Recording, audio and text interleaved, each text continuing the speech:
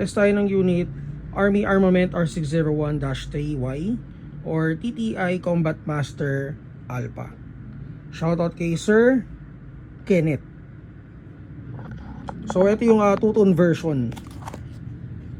Wala na tayong all black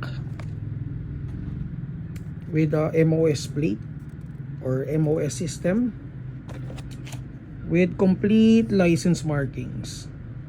Naka-staple na rin ng grip. And then out of the box ang kasama niyang magazine is a 40 rounder Haikapa magazine. So meron na rin siya compensator, naka-fixed barrel, may under rail for attachment, and naka-hammer pad protection. So yung markings ng magwell, ayan. And then meron na rin siyang TTI base plate.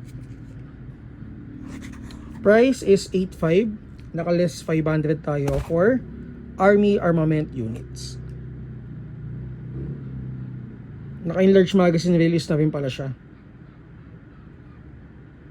So test natin guys. Check natin kung ilang FPS siya out of the box.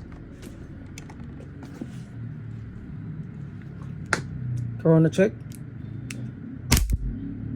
369.